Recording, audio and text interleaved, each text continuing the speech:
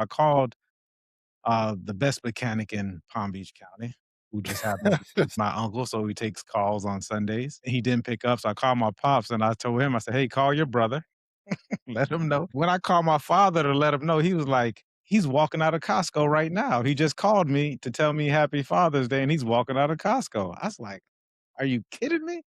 So he said, let me he called him back as soon as and I think he actually waited for us to push the car to a shady spot because that's when he appeared out of nowhere. The story's gonna get even crazier. All right, cool. We are ready to go. Community beat. Oh man, I'm really loud. Let me turn these levels down a little bit. All right, community beacon. It's 4:30. 626, June 26th, 2026. Oh, there's something. I didn't know that that was today until I said it. Friday. I really want you all just to come on in. Let's enjoy today. We had like a slight, for whatever reason, your name is actually at the top of the key. Let me see if I can change that. At the bottom of my screen. No, no, in the it's still up there. Either way, let's go. Let's go. I can change it later, man. Community Beacon, what's going on? It is my brother from another mother, the Joel Simmons, with us once again. Brother, what is going on? Man, I'm glad to be here with you.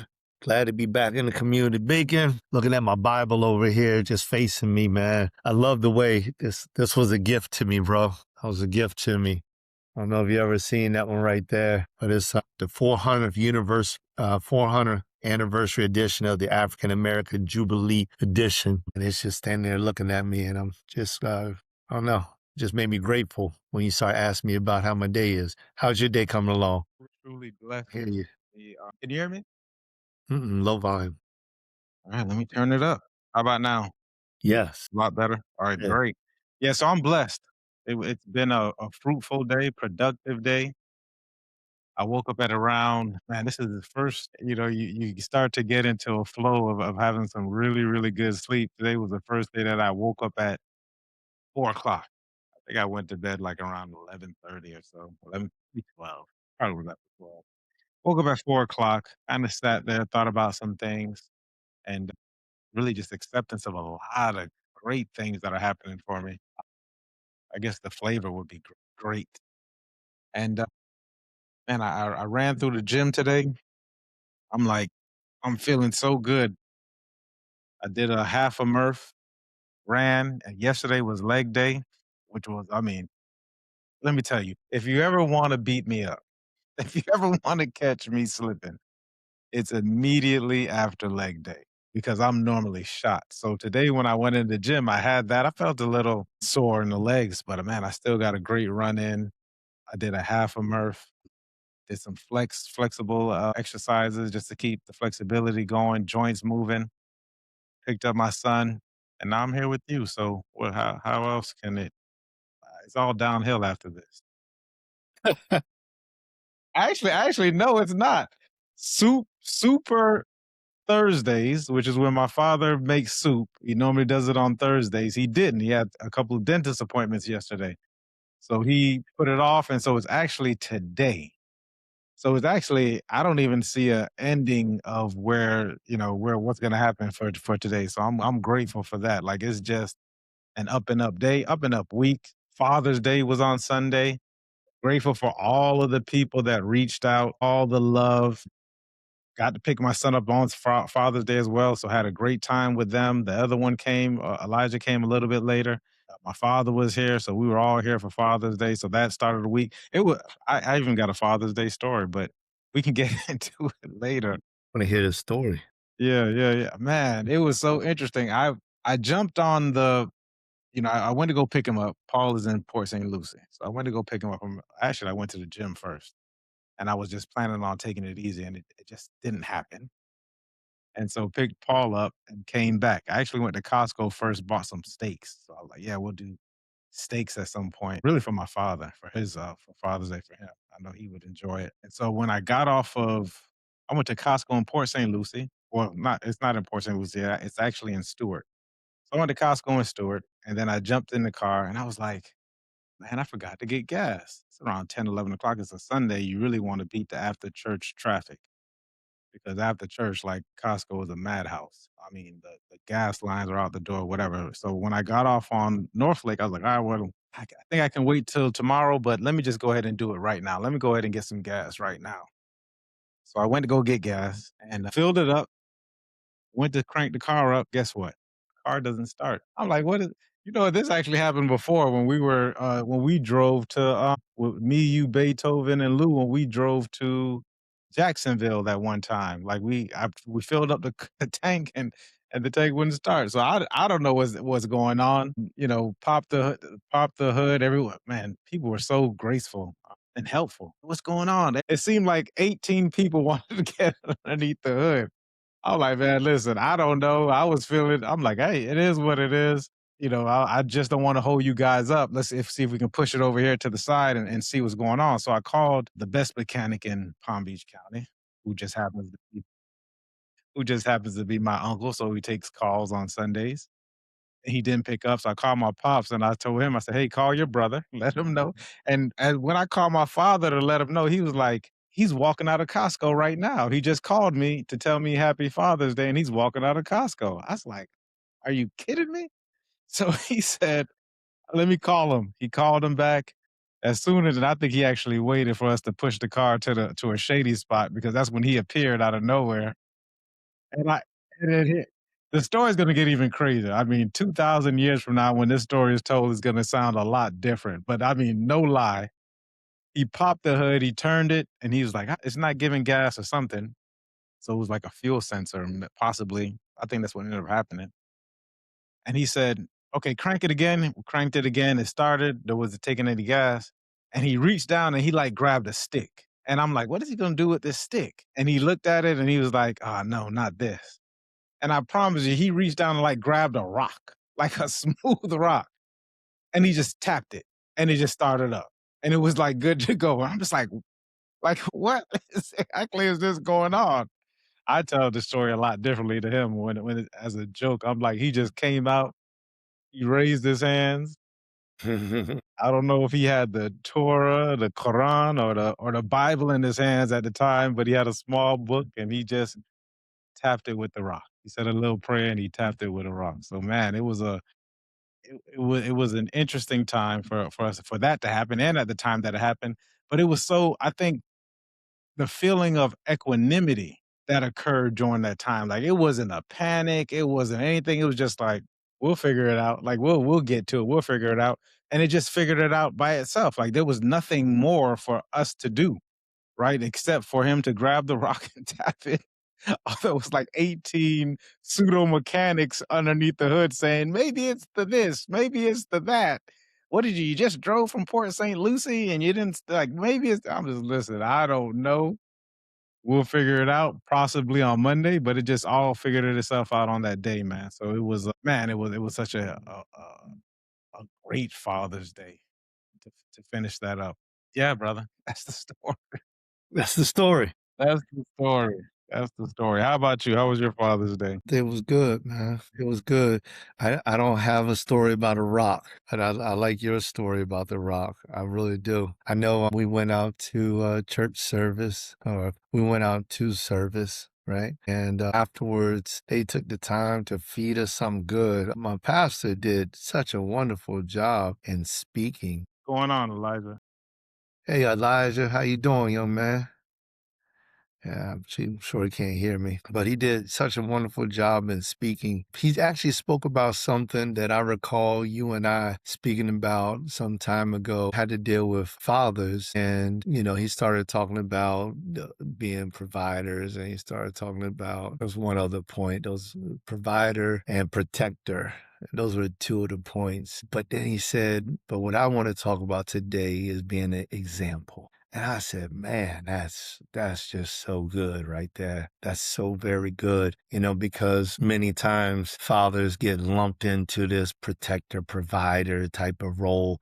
And like that's all they're meant for, And he just went example, just being an example. And that was the route that he took. And I enjoyed it so much because there was just so much to gain from it. Even the scripture that he used was like a scripture that most people preach a certain way. And he just went completely different way with this entire example thing. And I feel like example has a lot to deal with being you, just being you and what you bring to the table, and it's all encompassing. And so it was very filling. And afterwards the people, they made some food and stuff like that, and the food was absolutely amazing. So it was a lot to take away from that. We were talking about that for days, and it was perfect. It was absolutely perfect for the end of that weekend for me. And the start of this weekend had the start of the week. It ended up being so good, man. I put out on my Instagram earlier today, just this little message, and the message was, to me, it was very, very simple, but it meant so much to me because I normally don't do it, and I just put the process is grace, and that Explain was that. all I put. What's up? Explain that to me. I like to hear more about that. Process is grace. The process is grace. Yeah, it's like from my spiritual background, I definitely believe in grace being as like unmerited favor. Right? That's my belief. It's unmerited favor. Like you don't do anything to necessarily deserve grace. You just get it.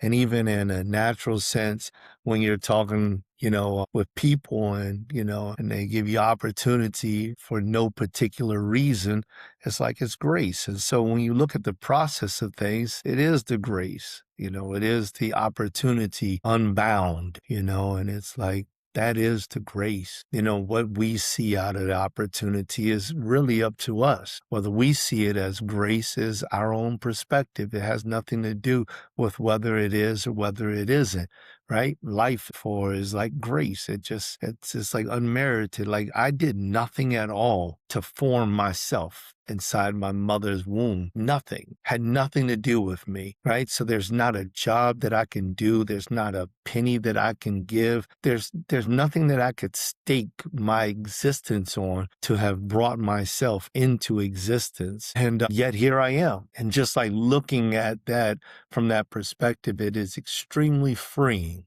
It's just very, very freeing. It's very liberating, right? And when I thought about it today, it just like hit me, just like in a moment. It's like the process is grace. So whatever you make of it is what you make of it, but that's what it is to me. Something super beautiful to kind of have that thought of not like, like I didn't do anything, right? Like so, there was nothing that I did in order for me to kind of be here, and yet you are here, right? So you get a chance to really almost kind of revel in it. Like you can really kind of like right now, I'm in awe of it, of that thought. I think maybe earlier in the week, I had a conversation with someone, and what kept coming up was like a person being enough. That was one conversation where this person kept talking about how them have coming to grips or really accepting that they are enough for whatever reason. And I think my question back was like, well, at what point did that even become a question? The I am enough. At what point did that even enter your mind? That become some kind of doubt in your mind that you aren't enough. Like what could cause that? And so I would ask the same question with you, like for you to come back to that understanding, because I'm sure at some point that wasn't even a question of whether, how this came together, or this grace, or how grace became. You said something that you didn't call it grace. What did you call it? I The said the stand. process Yeah, is the grace. process. Excuse me. The process is grace. So how did that really like? What really resonated for you recently with that thought? I don't know if there's anything that resonated recently with me. I mean, my mind did start to think as you to ask that question. So I would lean into the process of all the different things that I've been going through, my challenges, right? All of these challenges that I've been going through over this last year have, accumulated into feelings, into existence, right? They've all just kind of like risen, kind of like yeast inside of dough when it's heated up, just risen, right? And so, and expanded, and understanding that expansion is like one of those types of things is like, wow, this is the effect of the cause. And so the first thought that comes to my mind is really answering your question like that. The second thought that enters my mind was there was absolutely nothing. I wasn't thinking about something in particular at all, which was the peculiar piece of it. The aspect of it that I simply just kind of like looked at my phone. I was just like, the process is grace. And that was it. And I decided right then and there to type that inside of my message and just like deliver that to the world. Right. And so I don't even know how to explain it to you. It's some weird thing that Instagram does nowadays where they put like this bubble thought over an individual's head. And it's like this one little thought that they have. And that's where I placed it. I just placed it right there. And so, and it's not for anybody. That message is for nobody. It's nobody other than me. It's just me confirming what I thought. So I shouldn't say it's not for anybody. It is for somebody. Right? I mean, if somebody wants to resonate with it, great. If they don't want to, great. Doesn't matter at all to me. That was me taking something that was in my mind and writing it down, right? Writing it down because for me, it's something that I intend to run with, right? So I'm writing it down. That's my perspective. And perspective is another way of saying a vision, right? That's my vision. So, and I'm running with that vision because it was given to me for a reason. So it's my job to search it, right? Search it to understand the depth, the width, and it's also my job to not search it, to just allow it to be. And whatever that is to mean to me, it's my job. It's my job to do nothing and to do something. I'm free to do whatever I want with it. And so I love that, this is enough and I'm good with that. Whichever way I go, it's still perfect. So I'm very grateful. Yeah. It sounds freeing. Sounds freeing, it sounds forgiving. It's it's even I would even add compassionate to it. That's how I'm feeling it. That statement that you made about, just 'cause freedom is kind of something I was thinking about today. So that's why it resonates for me. It was like, first off, like who does one give like authority to? Like that was one thing that I was like, how do I like who do I give authority? Like why do I give away? And not even just who do I give it to? Why could I give it away? And once that and then that after that thought, it was like there was this choice that I get a chance to choose. So you got a chance to choose that phrase, write it down if it resonates with someone. Because I think oftentimes I do similar things where I'm having a thought and I'm thinking it through or whatever, and I just want to put it down on paper. Sometimes it comes out like, okay, this was so far off, but at least I got it out. And sometimes it's like, okay, I do want to share this, however, in whatever capacity, whether it's just me writing it in a journal or writing it on Facebook or on Twitter or sometimes Instagram if I can think of a image to go with it. And so one of the thoughts that came after the authority was like, man, I really get a chance to choose. For me today was like connection. And the connection, it doesn't even matter, and acceptance, not just connection but acceptance of a person, regardless of how they feel about me. Whatever they have going on in their minds or how whatever their journey is, it's their journey. They're allowed to have it, but I can choose to accept that person wholly. That was freeing for me because that means that I didn't necessarily have to have like a rigid way of thinking of, well, it's either, they don't like me, then I don't have to like them, or they like me and I don't like whatever it is. Like I can choose to have this connected just be in connection with a person and not necessarily have a negative feeling about it or what the flavor of it would be because I'm starting to stop saying positive and negative things. Like it's just more so like what the flavor is like. Maybe it's the flavor, I just don't like the flavor, you know. Some people just don't like the flavor of certain things. I've started to find out like all of it is pretty much just something different, but I digressed. But the freedom to have these thoughts and just have it to be. And even in the process of the doing, like I said, I think like I'm trying to figure out of like when did I actually do something like that made a huge difference and things just didn't happen. I was listening to one of my coaches yesterday say they were talking about people moving. They said either there's only two things that people are doing as far as in real estate. Your clients are either moving or they're not. Right? That's it. Like either they're moving in that process or they're not in that process. Like how are you connecting with them within that process?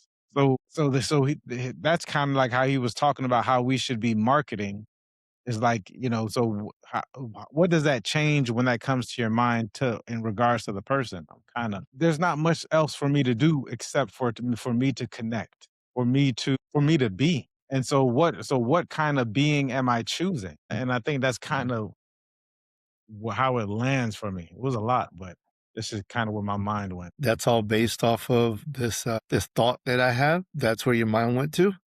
Like this entire concept of being, remembrance and this thought provoking conversation on multiple levels with so many avenues to take came from me sharing the process is grace. Processes. I think that's really, really interesting. I was talking with one of my clients earlier today, and not just this client. Hold on one second. My PC doesn't like my cord as much as I do. So I was talking with this client, this particular client. I was talking with another one. I had the exact same conversation, the exact same conversation that I had with my former marketing individual, and that was basically, listen, I'm not in, I'm not a marketing genius, right? I'm not a marketing guru, but nonetheless, I do understand it. I understand it. I'm just not going to claim to be, like that guy, no Cole Gordon. Well, you know what I'm saying? That's not me. But the message, that's the thing that sharing with them. The message, when your message is right, it absolutely opens up doors. And it's just, how would I know that this one phrase would have been so dynamic for you or for me? Like, I don't know that, right? I don't know that. I'm not marketing to my friend, to my brother. I'm not doing that. Right. I'm just sharing. That's all I'm doing. I'm just sharing. But like the essence of like marketing is, and you mentioned this dealing with your coach and how he's saying your clients are doing one of two things. They're either moving, what was the other one? Moving Not or not. Right, right. The exact opposite, supposedly. So they're either moving or not. And it's just like when we understand like that messaging and we can deliver the message that is so clear. hopefully the brother comes back. It looks like he froze up a little bit as he was talking. I was, maybe, and he'll come back shortly. One of the things that's going on my mind, especially in this piece where he's talking about holding space and someone even mentioning that to him, which is what I think we tend to do all the time on a community beacon. And I don't think a lot of people have that to where people are holding space. But if you pay attention to like the conversations, and even when people are asking you for advice or people are asking you for information or want to inform you of things, they have a lot more that they actually want to say, right? That people want to talk and they want to talk about themselves.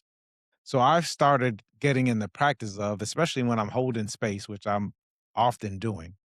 And there was a trick to it initially at first was is like I already know what I know. Right. So all I can do is, and the brother mentioned this, is get a different perspective of this thing that we're talking about, because perhaps it'll give me some more information. So you get to be extra curious with a person, right? Or I practice view, the framework view. So the last word is you get to be in wonder with this person, and you never know exactly what's going to come up of it or how the conversation ends. Like the brother started speaking about the process to him is grace, which if you just saw that and you weren't in his state and his and understanding exactly where he was, presence or what brought that to mind, that your mind can and mine did go in all different kinds of places. Like, well, what is he talking about? So now you get to be in wonder. You get to start asking questions. I digress. So a real good tangible way and trick for a person to for you to use is the first things that come out of your mouth should probably be a question. And I tend to prefer how and what questions. When the question of why ends up being, for most people, it's almost like an accusation. Like, why did you do that? Some people can feel guilty when you hear that, but it's like a how and a what question. I just recently had a conversation with someone who was asking me a question. They said, "Well, this happened to me, and I just wanted to get your perspective on it, Mike. Like, because I trust what it is that you have to say." And my first response was, "Well, I probably have more questions than answers for you." And then you get into a question of how and what, because I need to go, and this is, oh man, this is awesome. Chris Voss speaks on this. I need to go on the other side of the street first before I can bring somebody to my side of the street. So even though they're asking, and you learn this quickly in sales, even though they're asking you for what it is that you want to do, they already have something in their mind. Most people already have a way or something in their mind of how they're going to get to a destination. And if you can understand that, if you can understand the way they're thinking about getting to the destination, whether it's even possible or everything's possible, but whether it's probable for them to get to where they want to go. They just want to know that you are listening to what they have to say. The best way to show a person that you're listening are two things: questions and silence. Questions and silence. I found real quickly I started connecting more with people when I stopped, first off, interrupting them. Like I even tell my son this, give 3 to 5 seconds of space after while someone is talking. After they finish, give them 3 to 5 seconds of space, and then you speak. A couple things that happen then. First off, they understand that you're listening, or they believe, or you look like you're listening. And secondly, what comes out of your mouth is going to be even more powerful. And if you want to even take it to the next level, because all this stuff is a skill set, right? Because I came up in a family where people talk over each other. Like, you talk over each other. But if you start to work on these little skill sets, what you'll start to see is that in conversation, the conversations will be, people will listen more. You probably won't have to talk as much, because oftentimes what we end up doing is explaining, and people don't want to be explained to, right? So the conversations end up being a lot more powerful, possibly shorter, and they resonate more connection. Like, really, that probably should be the goal of most conversations. So, okay, I don't know if the brother's gonna come back in. You heard him in saying that he had issues with his internet. But there was one thing before we got down this line, because we kind of just come on here and just kind of talk about different things. Is I wanted to go over was this thing, because I something else that came to mind, and then we can probably stop after this, was about people being busy, right? So I had a conversation with a coach yesterday, and one of the questions I was asking him was like, with the marketing that we're doing now, and most of it being a lot more direct copy type marketing that I do, I was like, well, what do I do with my time? Because prior to this, and if it was so funny, I was thinking about Community Beacon years ago. If you pay attention, like the majority of Community Beacons, I was standing up.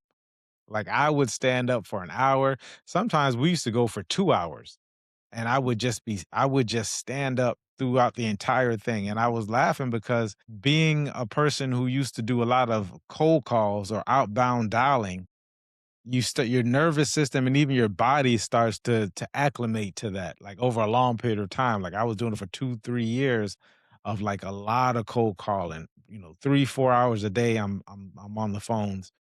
And so your body starts to acclimate. One of the things they tell you to do is to stand up, right? So you can have a lot more energy. You can somatically, or not systematically, physiologically, can change when you stand up. So I would do a lot of standing, and that kind of carried over into Community Beacon. As you can see now, I'm sitting down. It's just a different kind of atmosphere. But anyways, long story short, I'm not doing the cold calling anymore. However, doing the cold calling, it made you feel busy. Maybe you were on the phone calls, and you know how most of us really don't answer our phones nowadays if we don't know who the number is. So you can be dialing for hours, hundreds of numbers, and all you would hear is a ringer going on, and you're getting ready for someone to pick up the phone. And, and that was the life. So now, without that, it's like, so how do how do I fill that time if I'm not dialing? Like, what should I be doing? And he said what he did, super successful guy, because there's a thing where we need to be busy because busy to us can be productive. So we find all these different ways of doing it. Same coach said, I just seen him drop a video. He said, the less I do, the more money I make.